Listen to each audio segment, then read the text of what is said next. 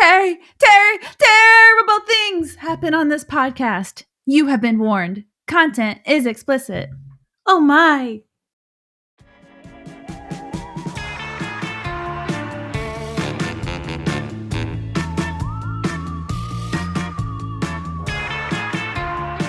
Oh no, God forbid, a cuss word. Oh God.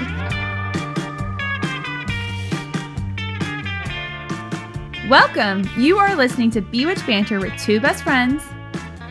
One skeptical looking at you, Ames. And our resident believer, Krista. Hello. We talk about the universe and all her beauty. And what I would call sometimes magical thinking. Sometimes that bitch calls it magical all the time. But for real, we do talk about spooky things, supernatural, paranormal, whack-ass religions and cults, and sometimes even a little true crime. Normally bring us back to Earth and talk about how the science community debunks like the paranormal, you get it, psychics, tarot, everything I believe in, no big deal. But Amy needs to get right, though, with the universe so she doesn't end up in a cult, which I understand we're covering today. Yes, we are. Oh, my God. We are in for a wild ride. Are you ready? I'm real fucking excited because you were excited to tell me it. I was. I feel like I haven't geeked out for a while doing research. In this one, I was like, fuck yeah. Okay, I'm in. Let's do this. Rock on. Wayne's World. Yeah. You haven't already, and you enjoyed a few of our episodes. Before we get into this dark shit, and I take you on this wild journey, if you could leave us a review, like a video, like a post, just anything to help boost our visibility. Danbury friends, where you at? Krista's calling out her friends Except from home. Maybe Sarah, Petro, you've been Brad. We got Amy's friends on the shit. Jen, Jacob, we love you. Sue's here locally. We love you too. And then my friend Sarah from back in D Block. But again, other D Block friends, where you at? They are never going to hear this, so I don't give a shit. But so what is the tea? Tell us all the shit about them now. No, just kidding. I'm just kidding. We're not going to smack talk them yet. Hell no, would never. We'll save that till later in the episode when they definitely have off air. And yeah. Okay, so we are going to be talking about the largest probate trial in Dallas history. Okay, are you going to cover what probate is? Because I don't know what the fuck that is. Why is it making me... what's the thing that's in a guy's butt? Prostate. Prostate. Okay, yeah. So not to be mixed with prostate. Wait, did you actually type that? Or was that a Google suggest? I just Google searched it. Shit, she got me to snort. That's going to be a good one. Okay, so probate, not to be confused with prostate. No, probate. Okay, so it's the process where a person leaves assets such as a bank account, real estate. Get it? In your prostate. Real estate or financial investments. Probate is basically the administration or following of one's will, okay? So basically, the bitch dies, she leaves you some money. And it's the process of following the will. It's the largest probate trial. And the case centers around Terri, Lee, Benson, Wilder, Cooley, Johnson, Hoffman. If that screams white trash, I don't know what does. Literally dying, as you can hear. Oh my God, my eyes. Do you want to hear all the names one more time? Please indulge me. Terri, Lee, Benson, Wilder, Cooley, Johnson, Hoffman. Does that mean she was married like at least 6 times? She was married a shit ton. There you go. I lost count while I was doing research. Yeah, I'm psychic honestly now too. I guess I could do a quick Google, but I was like, I lost count of how many husbands I'm up to at this point in this research. Damn. Okay. So she's getting all the husbands. Lucky somebody is. Shit, I'm not. I got some really bad distraction stories lately, but that's for later. Over time. I don't feel like you should be jealous of the fact that she's had several failed marriages. Yeah, good point. Very good point. Like, just because you have a husband or a boyfriend doesn't mean you got a winner. Ain't that the truth? And she seems to be very unlucky in love and have Well, I don't want to get into too much. All right, keep going. That. I would like to hear about Terri, Dick Johnson, Sweeney, Todd, blah, blah, blah. Okay, so now we're going to get into Terri's life and why so many people have raised eyebrows. Oh, wait. Wait, time out. Terri's the bitch that died, or did her husband die? No one's died yet. But, like, okay. I'm intrigued. I just want to know. I just want to know. No one's died yet. Did I hint at death? Yeah, probate court. You said when the bitch dies, they leave you money. Oh, I was just breaking it down what it meant. Oh, well, okay. Terri's not dead. Okay, let me get into this. Let's do it. Okay. So Terri, when some of her loved ones passed away, she inherited over $500,000. This did cause a lot of people to raise their eyebrows. Is she a murderer? I can't. A manipulator of wills? A cult leader? Well, we'll get to that. Yes. Okay. Well, you got to read it like Dateline. What did you say? A thrill of wills, or Amy takes us through white trash town crimes. Pretty much. So, buckle up. Get your gut out and rest your beer on your gut. And get that lawn chair and hang out in the garage. Let's get ready. Now you're making me think of my Uncle Donnie, God rest. Not by blood. My Aunt Katie married him, and he was very white trash, God rest. And he would wear the flannel shirts, had the hat, and always had a full-on Budweiser, always smelled like disgusting-ass cigarettes and beer. And we'd be like, damn, do you have anything nice to say about him? We were like, dang our NASCAR Bud Light. And that's like our impression of Uncle Donnie. dang old NASCAR Bud Light. He's watching from heaven, and he is not liking what you're saying. I don't know about that. God rest, I told you. But he's not, I don't think. Okay, should we get into Terri, though? Yes, please. Okay. Sorry. Please indulge me later more about your white trash uncle. Rest in peace. Mm-hmm. So let's first talk about how Terri ended up in this predicament and what her background story is. Like most people we cover, they have a tragic upbringing. She has an alcoholic father. Mom. She had experienced the slow death of her mother due to tuberculosis, and she lost a stillborn sister. A lot of loss. Wait, so when exactly? What's the time frame? Did I miss that? No, I just didn't include it. This is great question. I think most of her stuff, like her being a shithead, happened in the 1980s. So I'm gonna say this is probably like the 1950s. Maybe she was born in the 1950s. Let me Google it really quick. That's a good question. Okay. My story's gonna be fire, yo. I don't even know what the plot is. So she was born in 1938. Oh, damn. She old. Yeah. Did she die? I forgot to check that too. Let me check really quick. I can't. Oh, I'm so glad. This is fun. She died in 2015. Okay. Now that I'm doing my research on the show, I'll get to my actual research I did before the show. Okay, so let me start over. So she had a tragic upbringing, alcoholic father. She had experienced the slow death of her mother due to tuberculosis. Okay. And she lost a stillborn sister. So a lot of loss. That is not easy. A lot of a tragedy. For sure. And she grew up poor. Often there were times like there wasn't enough food for her to eat.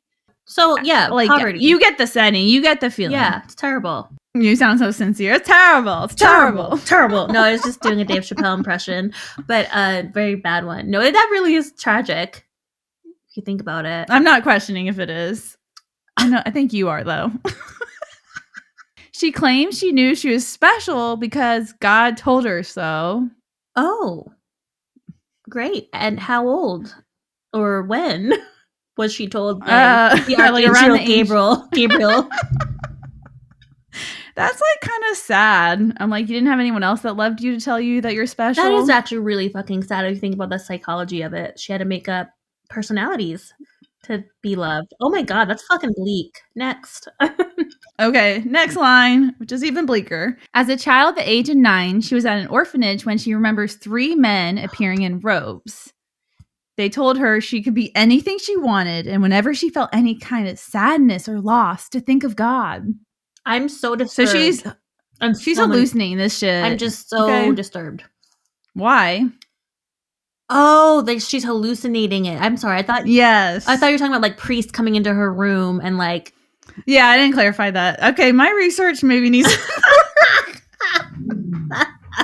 Even Ella's like, did you hear her? She's like, get it together, TT Amy. Okay, so the 3 men she was like hallucinating seeing. Good clarification there. The 3 men taught her to pray. She remembers a Lutheran nun who is German teaching her about the different elements: fire, water, earth, air, and ether. She would meditate while she was at the orphanage to see visions of the future and the past. Okay, I don't have that when I meditate. Question. I think personally, like, she told this whole story when she was an adult, but to me that is escapism. Like, she was escaping her being at the orphanage. 1000%. So she's probably like imagining these people like being her mentor, and then she's trying to escape the situation and be like, I'm gonna go visit the past and the future. Yeah, ghost of Christmas past. You're absolutely right. Yeah. Oh, but she's crazy. This bitch girl is crazy. So through these visions is when she believed in reincarnation and came to the belief that her sister wasn't cheated out of life, but she was just given another chance at a happier life. Ooh, yeah, that is that's what do you just call it? Escapism, or explaining away the tragedy. Yep. But I mean, you can't blame her. That is like to have that loss. But I do think she's crazy. I'll just keep saying she's crazy. When she had her following later in life, she told her followers that at the orphanage, that is when she realized she was the reincarnation of Saint Teresa of Avila, one of Roman Catholic Church's most famous mystics. Yep. At the orphanage for 2 years after being there, she was then adopted by a couple, and the couple had also lost their daughter to tuberculosis as well. Oh, Jesus. I guess I didn't get the timeline. For some reason in my head, tuberculosis seems like a lot longer ago. Me too. It seems more Victorian era than it does the 1930s to me, but. Yeah, so but it must have been around. And I feel like I would know more since we did our one episode, which was awesome. Yeah, you poise up. The tuberculosis, when I talked about women would try to make themselves look like they had tuberculosis. Oh, yeah. As like a beauty standard. One. Yeah. Yep. So after she was adopted, this was the first time she lived in a stable home with caring parents.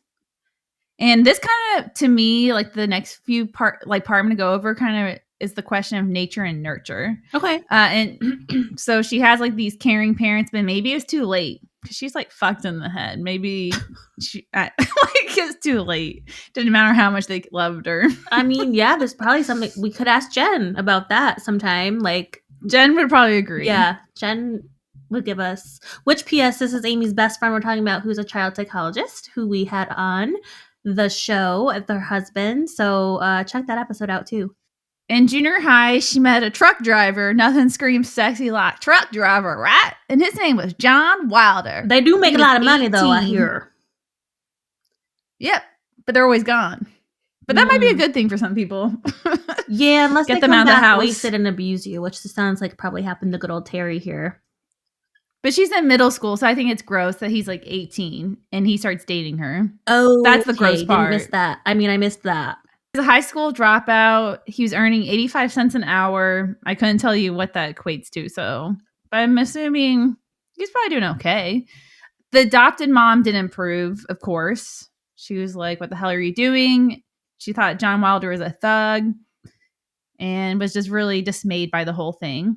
But like any teenager does, when a parent is outspoken, what does it do? It brings the two people together even more. And she took the whole fuck you mom to another level because she ended up marrying him on May 2nd, 1953. And the only place it was legally allowed was in Oklahoma, which I'm not surprised after I went there during the pandemic. I did not see a single person wearing a mask. I remember walking to into the gas station, and I opened it and I had a mask on it, and like a whole line of people turned their head and looked at me like I was a freak. We were like in the middle of nowhere. Yeah. It's very conservative there, so I could see how that would fly. Isn't that gross? She was only 15 and they allowed her to get married. I was like, it's like a child. I don't understand marriage in general, let alone at any age. So don't ask me.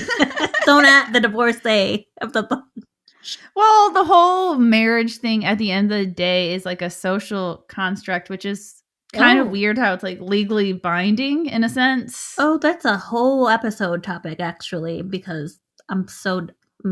We'll talk about it later. God, I'm triggered about marriage today. I don't know why. Good D does not equate to great sex. Ugh. But point being, he was like a total conservative, and we were talking about marriage being a construct. That's like the one point we agreed on. Was he religious or no, what? Not at all. Completely not. But just politically conservative, exactly. And total mansplainer, but ugh, gross. Yeah, it was. I don't know why. I should have just walked away, but he was hot. So there's that. Are we allowed to air this? Yeah, I don't care. Oh, you don't think he'll listen? Oh, hell no. He was so far up his own asshole. Oh, so I can replay that too? Mm-hmm. Damn, if you're listening, sorry, dude. You just got blasted on air. Okay, should I get back to the shitty marriage? Let's do it. They're married, and 18 months later, he knocks her up. She's only a little bit over 16, and she gives birth to a son who she names Kenneth, okay? And I don't say, oh God, judging her. I'm saying, oh God, as in like, that's gotta fucking suck, man. Yeah, that would suck. So sorry, that came off as me judging her. It was not at all. It was just like, fuck. I've been judging her this entire time. Yeah. So don't apologize. Which is weird because usually I'm the judger as fuck. Like, she deserves to be judged. Trust me. Okay, sweet. Let's hear it. So 5 years later, she has a second child, her daughter, and names her Virginia. It's a daughter. Okay. Because she's busy being a teenage mom, she never finishes high school. She lives on a farm and she tends to the garden and crops. Okay. But she's starting to feel this sense of, like, when the kids are getting a little bit older, just unsettled, feeling like she needs something else in her life. Like she's bored of being a stay-at-home mom. So she's really craving like that community, and she wants to have a sense of purpose. So this is when she starts to meet with a group of housewives, and she finds like That's a housewives of White Trashville. Yeah. Yes. Actually, I think these wives are classy, the ones she's meeting. Oh. Okay. So she must be able to network herself in. But she meets a group of like-minded individuals. They discuss meditation, metaphysics, the origin and structure of the universe, the nature of truth, the meaning of existence. Can I be invited? All that light, casual stuff. Wait, like, just invite me is all. I'll bring all my wine. This is making me... You're going to be in a cult real quick. Oh, fuck. If you're going to... And this is when she becomes really fascinated with the occult. And also, this is when Terri and John's marriage starts to kind of crumble and start to fall apart. Okay. To seek refuge from her unhappy marriage, she started to attend quite a few meetings at the Brookhaven Country Club. And this is where she found another group of people where they're discussing the occult and like mystic and magical matters.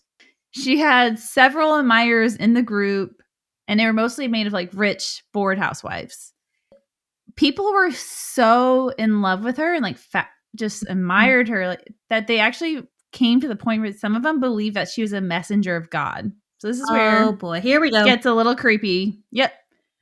While she was building her new empire, guess what she named it? If this doesn't scream cult, I don't know what does. The Conscious of the Development Group. Hate all of it. All of it. Yeah, the Conscious of the Development Group. It's not creative. It's not evocative. Me. It doesn't move me in any sort of way. It sounds like doesn't turn me on. Like a shitty HR campaign. That's what it sounds like. Terri, let's improve our culture. And let's call it. Yeah. What the fuck did you call it? The development campaign? The development group. The Conscious of the Development Group. Oh, that's awful. Get a new job, Terri. Bad. You're not a copywriter. Next. Ew. She started to make monies from her meetings. She charged for private consultations and sold lessons. And she's just a scummy businesswoman. So she started a jewelry business. I love the word scummy. She started it, and it's called CD Gems. Let's talk about bad names. Okay. Like, so she would tell her followers to buy this expensive jewelry because she could supposedly turn into protective and powerful gems to like. So she's like selling this jewelry, saying it's like magical and it can help that's these like people. The colloidal silver bullshit. By the mid-1970s, she had about 100 people attending her weekly lectures.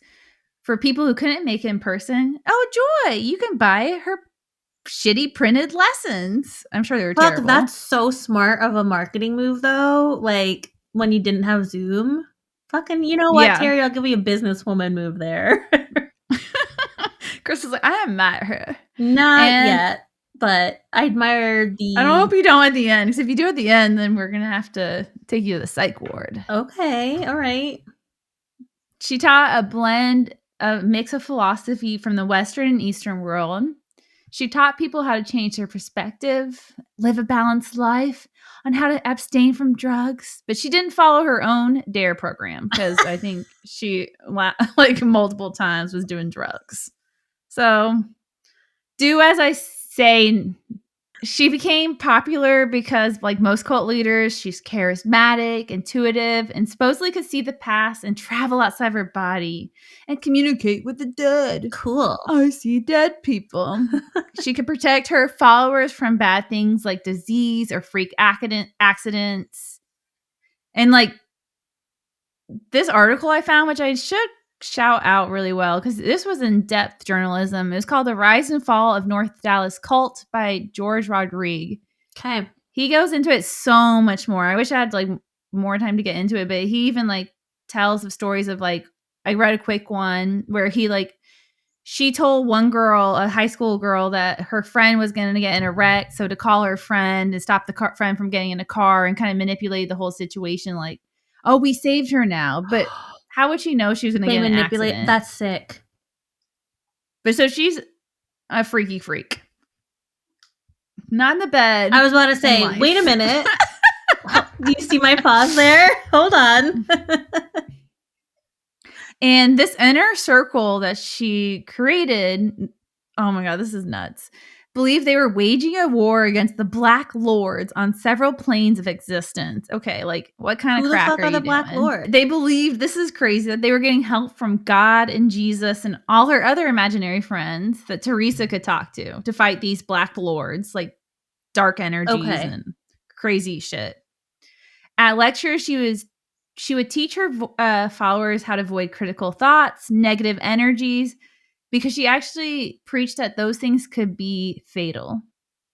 Like if you have a negative energy, that could eventually kill you. I mean, she's kind of not wrong there, but I knew you were going to agree with that. Are you in the cult? Yeah, I joined. And she reminds me a lot of Teal Swan. She also preached that death shouldn't be feared. She believed in reincarnation, preached the ultimate goal for a person was for rebirth in a spiritual realm. Yeah, but you don't... To give you even further insight on how far Terri was from reality, she claimed she could levitate her body.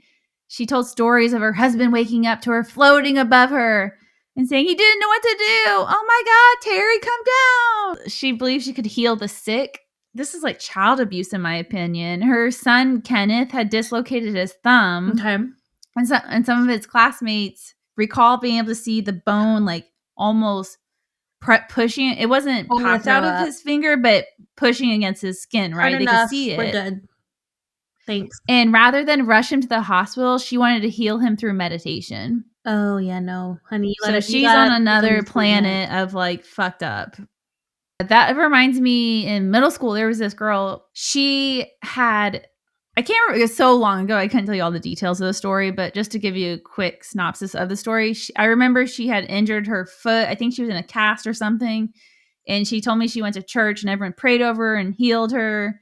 And like, she was like, I just didn't need the crutches after that. And then, of course, what do you think that happens if you get rid of your crutches and you've like broken your ankle or leg? I can tell you exactly what happens because I did. Yeah, so she walked around school for like a few days, and of course, what do you think happened? She's back in the crutches. I'm like, they didn't heal you, and probably those people took advantage of you and made it so much worse. So sad. Yeah, no, I fucking broke my ankle and walked to the fucking top of the Bulls Stadium to see Lizzo. So worthless. But that was on your dumbass, not a parent. Manipulating you. That was on the recommendation of my sister, who is a medical doctor, who is a gynecologist, not a foot or like a foot doctor. Her husband, John, said that he never bought into any of the bullshit Terri was telling her followers. Oh, see? And this is when he comes forward. Like, he's kind of seeing through all her, like, what she's doing. And he said he hated seeing her selling all this expensive jewelry and, like, making people believe it has mystical powers. And he knew her teachings were borrowed ideas from other religions and other gurus. So she's just kind of stealing and mashing up her own,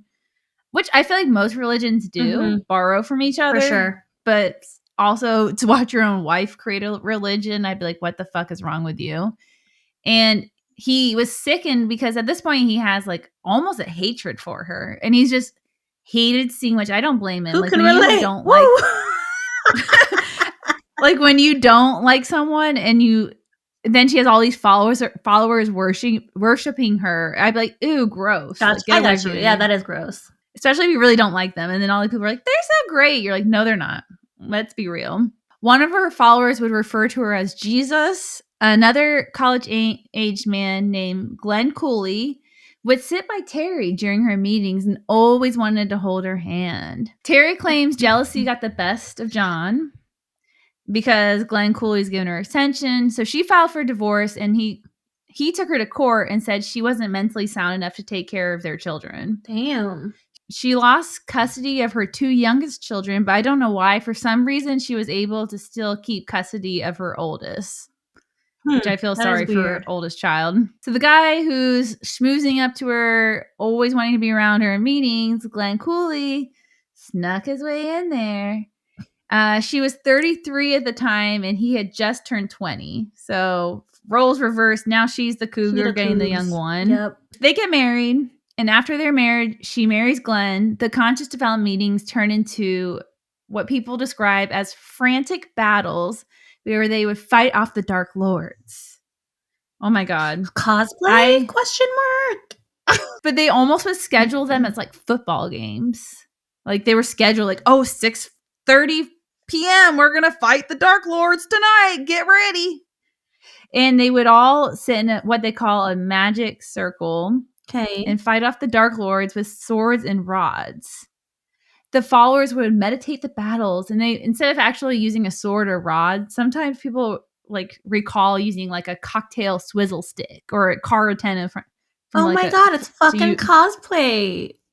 I know. With bullshit items that aren't even, like, as good as real cosplayers probably craft by them damn selves. Wow, that's embarrassing, Terri. I mean, if you think you're really fighting the Dark Lords, I think you could invest in, like, $15 or $20 in a sword. 1,000%. Like, that's embarrassing, get the real bro. thing. If you're, yeah, cocktail swizzle. No. Well, Glenn, he must have got tired of playing make-believe. Let's fight the Dark Lords on Saturday at 6 p.m. And in 1976, he came to the realization that he desperately wanted out of the cult and his marriage. A year later, the divorce was finalized on January 27th, and he was finally free from batshit Terri. On February 2nd, she conveniently finds a note on her safe. Are you ready for it? Maybe. It read, I, Glenn Cooley, give to Terri Cooley all of my property, both personal and real. This includes 2 boats, a 1917 Buick Limited, all jewelry and equipment for its making, all furnishings for the house on Dunhaven Road. Glenn had given Terri clear title to the house 2 weeks earlier, and all cash. I ask that this last will of mine not be contested by anyone in any way for any reason. Last but not least, I give all my love to all my family and friends. As an explanation for all this, I can't really say what it is but I can say what is not because of. It is not because of divorce with Terri, past drug experiences, inability to cope, etc. What is, I myself know. No, what is, I myself know, but don't have the words for. She conveniently found this note before he passed away. Mm-hmm. All written for herself. Mm-hmm. He was found dead. He had OD'd on Valium and Librium. Terri then goes to her group, and she tells them that his suicide actually further proved the idea that the Black Lords are making gains on them. and they poisoned his blood. So like she's adding fuel to the fire, the fear factor to her followers. Like, look what happened to him. He OD'd. We really got to fight these Black Lords. So is this her first or last husband? Like what level? Second. We're on the second. Oh, that's it? God damn. Because of this, she tried to convince her group, and she basically convinced herself that the cure to avoid the Dark Lords was bloodletting. And this news caused lots of people in the group to kind of have fuck you, what the fuck am I doing? Pieces, deuces, yeah, you ain't taking out. my blood. Absolutely not. No. Nope. Okay, so now we get to the crazy stuff. So 13 years later, when the crazy stuff. Yeah, I guess what am I talking about? It's all fucking nuts. Yeah, a little bit. Right. 13 years later, when Terri was on trial, one of the high-ranking officials of her cult came forward, stating that Terri and herself had visited Glenn in his cabin the night before he ingested the drugs. Mm-hmm. Terry's alibi was that she had visited the cabin the day after his suicide because she had found the note and wanted to make sure he was okay. Mm-hmm. And there's obviously a lot of disagreement on timing of when she went to the cabin. Mm-hmm. Glenn's parents talked about how controlling she was. If he was at their house longer than 30 minutes, she would be calling him, like, where are you? Get home now. Ew. That's needy. So she's obviously manipulating him and isolating him too. Yeah, that's scary. Yep. Cult tactics, as we covered in Harry, revisited in Harry, and you covered like way back when. The mom of Glenn recalls how strange she acted at the funeral. Like she said she recalls, like, she didn't even seem like she was mourning the loss of him. I know it's her ex, but still you would mourn the loss of anyone you were 1,000%. close to at one point. When they would look at her, she would almost be dramatic and start crying like a show to the parents. Like, oh, I miss Glenn so much. And she said she remembers her looking at her specifically, like looking for a reaction from her crying. It only took her 5 more months to get over her husband that recently passed away. And now she's on to another one, Ben Johnson. This one lasted, give it a drum roll, a whole 2 years, give or take. We have now Terri's secretary. So we're going to be introduced to Sandy. Okay. Sandy was described as being Terri's mirror image. So Terri was chubby while Sandy was skinny. Terri grew up poor while Sandy was a trust fund baby. Terri never graduated high school, where Sandy double majored in college, straight A's, a few B's, really high performing student. Okay. Even though they had quite a few things that were opposite of each other, they still found a lot of common ground. They both had moms that they had lost in their childhood. They both had lost sisters. And of course, they were into the metaphysical, and they both had bad taste in men, in my opinion. Actually, never mind. I take that back. Just Terri. These things brought them together. Sandy and Terri had a very strong bond. I'm going to give this background so we can have a little bit understanding of why Sandy did what she did, okay? Uh-oh. Not that it justifies what Sandy did. Oh, shit. Sandy on it too. Okay. So Sandy goes on vacation in 1979 with her daughter, Susan. And this is the first time they've really spent any quality time together, because Sandy's the mom, Susan's the daughter. Sandy believes that Susan has evil spirits that are infecting her energy, so she just doesn't want to be around her. So they went rafting one day on the trip, and that is when Susan drowned. Susan told you I'm not going to the motherfucking Salt River with you guys. Hell no. Girl, can you not swim? There's deeper parts to it, but yes, I can swim. But no, I don't want you to drown me. Bye. Oh, you didn't want to drown you? I don't know. Didn't you leave Corey stranded? He fell off because a tree branch hit him, and it was like the quote of the day. I said, "Better you than me." Exactly. Because he was like frantically swimming towards us. Exactly why I'm not getting on a raft with you. Thanks. It was hilarious. I love going tubing. It's fun. Okay, back to the subject. Where was I? Okay, so this is when Susan drowns. Susan's will was delivered to her father, Chuck Cleaver. And He's looking at the will, and this is when he finds out that $125,000 were left to the cult that Terri started. Convenient. Thankfully, it turns out the will wasn't valid because it had been written by minors, which wasn't. It's illegal in Texas and hopefully everywhere. Like, you would hope. Shit. Get your wills checked, y'all. Yeah. I mean, I don't want my kid writing my will if they're like 5. So Chuck Cleaver, the father, he, during the trial, came forward and he said he had memories of Sandy, the daughter, being sick, and he wanted to take her to a pediatrician. And again, she probably learned this little trick from her bitch of a friend, Terri. Sandy insisted that they meditate and use incense to help her. Okay. And Sandy's like, no way you're taking her to the doctor. And so Chuck said that, like, after a large argument, they went to bed, and then he woke up in the middle of the night and drove Susan to the doctor while Sandy was sleeping. Okay. Do you think her incense and meditation helped? No, she had scarlet fever. Oh, fuck. So she was really sick. During another time, Sandy had flat out said about her own daughter that she believed Sandy would be better off in heaven. Is that fucked up?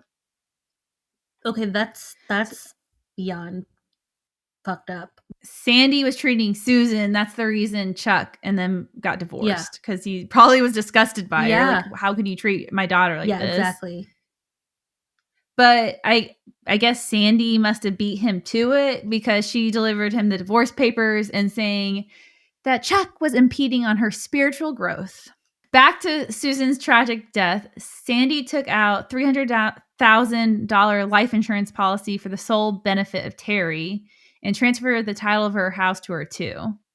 Damn. Isn't that fucked up? So Sandy's so brainwashed now that she's transferred the title of her house and is paying Terri rent to live in her own home. Let that sink in for a second. Scheme, first of all, like, can I? For a friend, I'm just asking. Oh, is that why you're making yourself really comfortable over at my place? Maybe they will pay me rent soon. Ha ha ha! Can you imagine? That's actually hilarious to think about. About 11 years later, Sandy drove her station wagon off a mountain and killed herself along with her housekeeper. Oh my God. Louise Wheezy Watson, which I didn't even think about while I was typing so furiously fast, but that's a weird name. Louise Wheezy Watson. What the fuck? It's Lil Wayne, Lil Weezy. It's a rap name. I told you this was white trash. Louise Wheezy. Wow. Okay, I shouldn't make fun of her because she's a victim. Sorry, that's horrible. Rest in peace. God, that seemed heartless. Oh, yeah. So Louise Wheezy Watson was reluctant to join the trip. Before that fatal day, both ladies had updated their wills and named Terri as the sole beneficiary. I feel like they were like held at gunpoint or something. Like, how would they just? I know it's cult mentality, but fuck, how do you just willingly sign somebody over to like that? Like, no, and drive yourself off a cliff? Yeah, no way. Fuck, that's terrifying. No way, I could not. So Sandy's brother comes forward and contests the will, stating that as a result of fraud and for what they call in legal terms, quote, undue influence. Okay. So basically, like, she's brainwashed. Yes.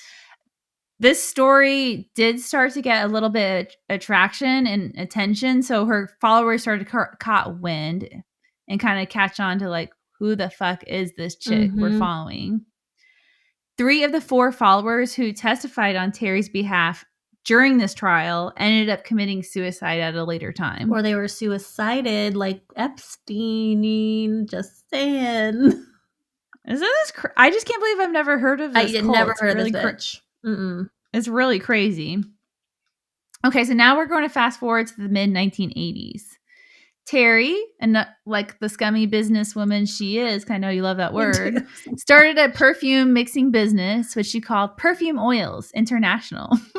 Ew. Could she get any more creative? I don't know. I told that bitch ain't a copywriter. Like, bitch, like, no. You need to, if you have that much money that you're embezzling, you need to, like, sign it over to somebody who actually wants to help market you, because, like, no, your copy sucks. Yeah, Perfume Oils International.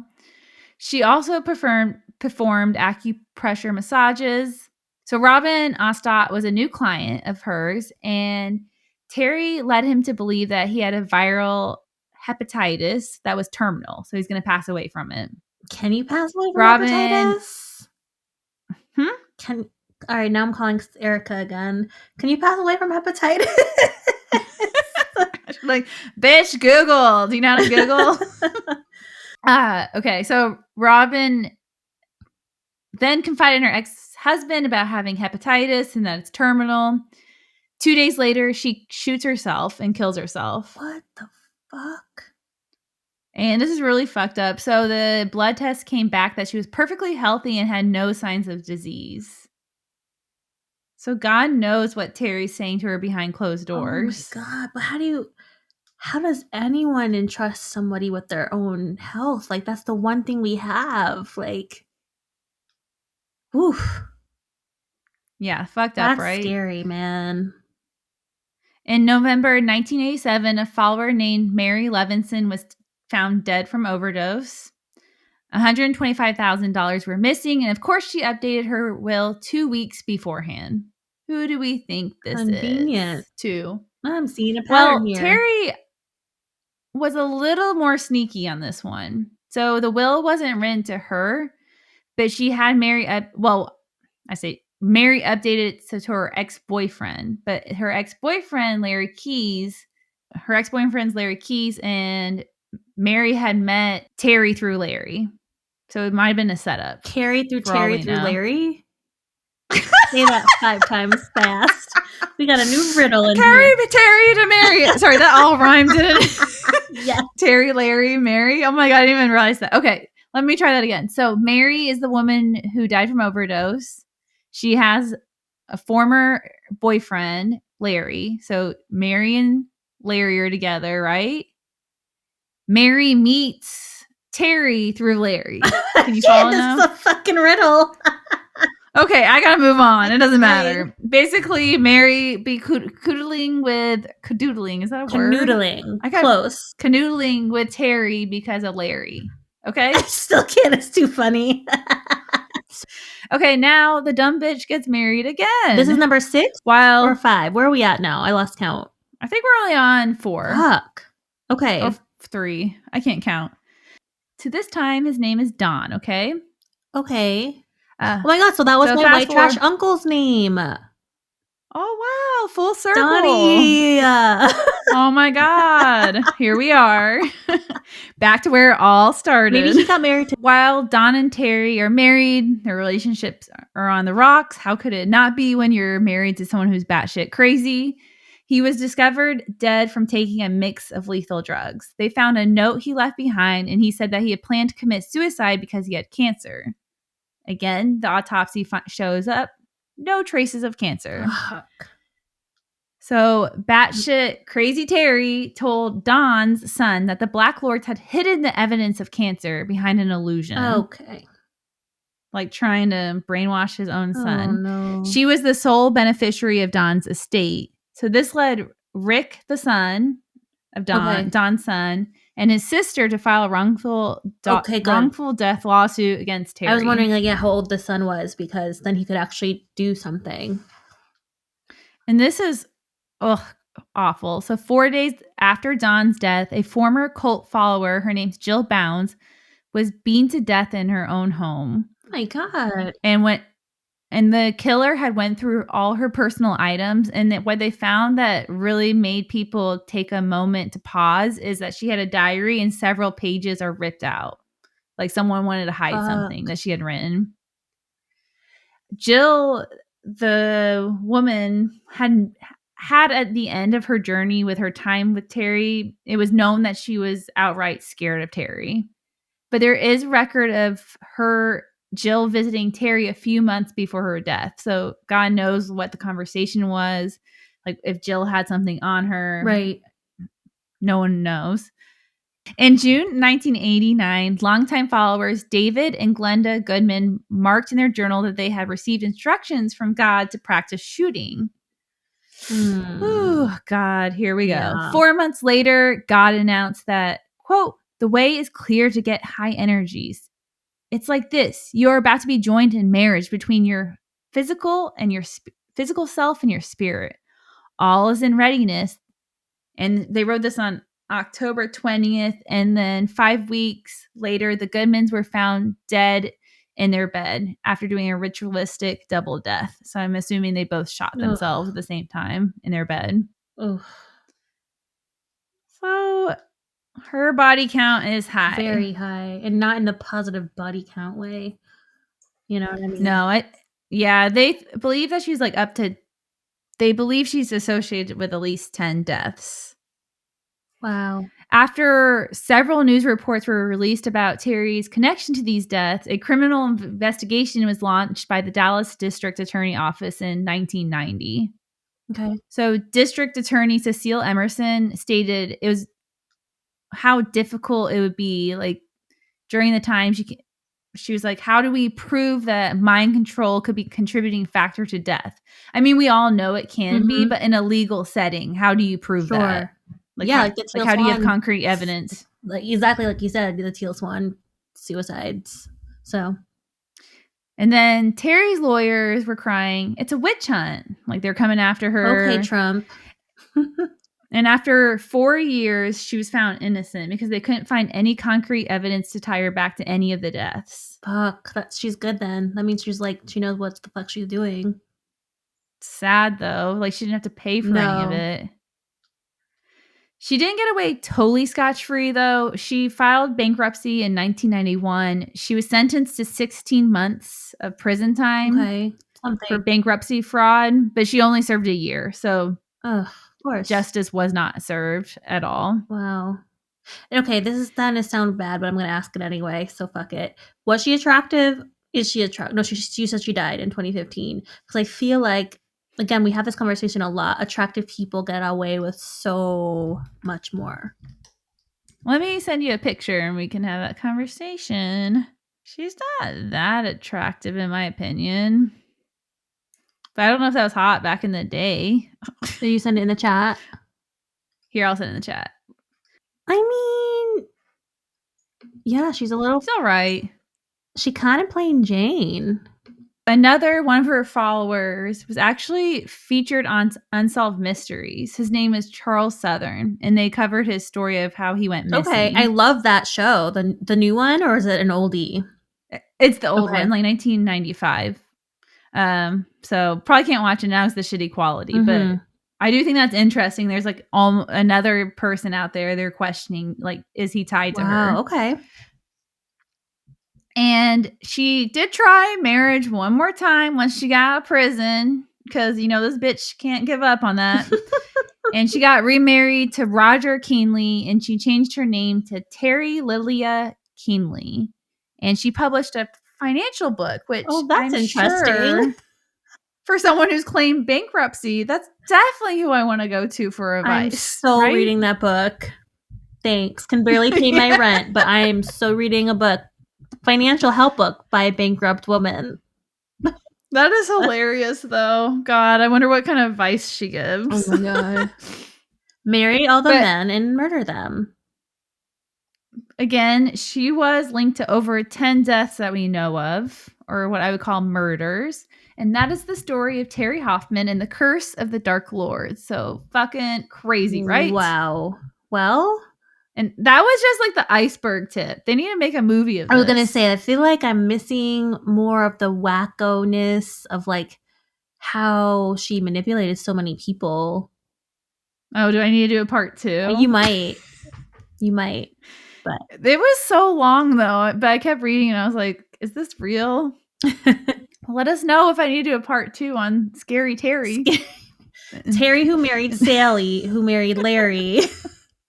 Who then married Mary. Yeah, and tell another riddle or rhyme or whatever you call it. Oh my God. What'd you think of it, though? Wild. Like, yeah. Yeah, she is nuts. That would maybe just need to do a long form podcast just all about her. The whole thing. You could, yeah, I'm down. If you're producing Scary I'm here to be your wing woman. I'm in. Just to be here and sit here and look pretty. And comment. Oh my God. Wow. Okay, but yeah, that's my story. I thought it was a good one. I thought so. I enjoyed researching it. I love fun when we enjoy the research because it shows. I'm gonna do my toot toot beep beep on Brielle Decker. Okay. Amazing woman I stumbled across today because I thought what would be better than bragging on someone who was part of a cult and was able to escape it. Yeah. She grew up in a fundamentalist Mormon sect. She grew up with 2 mothers and 14 siblings. Jesus, my God. So that's definitely #Mormon. At the age of 18, she became the 65th wife of the prophet Warren Jeffs. Oh my God, I hate that motherfucker. Oh God, poor thing. After years of abuse and torment from Jeff and his followers, she was brave enough to escape out a window and ran barefoot to safety. Oh, thank God. But this is where the badassery comes. This woman is amazing. So after escaping the cult, she applied and was granted Jeff's 28,000 square foot home in Colorado City in Arizona. Okay. She has partnered with the Phoenix Dream Center and has remodeled the home to serve as a place for refuge for other women and children who are fleeing the FLDS, which is short for Fundamentalist Mormon Sect. On her website, it beautifully states that she has dramatically rewritten her script from cult victim to advocate and now a peer counselor at the Short Creek Dream Center. And she has helped over hundreds of women and now lives a happy life. Oh my God, we need to support that shelter if it's local. Yeah, so that's my toot toot beep beep. Oh, that's a fucking good one. I know. I'm brushing my shoulder off. I knew it was good. So what's yours? Mine is not nearly as prepared, but it's still relevant and it's sad. There was another attempt on one of the clinics in Chicago where my sister works with tear gas to harm any abortion providers and or healthcare providers in that space. So my toot toot beep is very general, but it goes out to all the healthcare professionals and medical doctors and, again, just medical people who support healthy and clean abortion care, because you're going out against a limb on your lives, literally. Anyone who works in healthcare, like, I bow down to you, because holy shit, the way people were treated during the pandemic was just not right. Yeah, it's I feel like nursing and being a teacher, those are some hard jobs. Shit. Yep. So that was a great episode. Again, if you enjoyed, if you can rate, review, subscribe, honestly, thank you. It means so much to us. And we really appreciate the few people that have. We read them. Thanks again. And on that note, I'm going to say, be smart, Bewitches. And peace, Bewitches.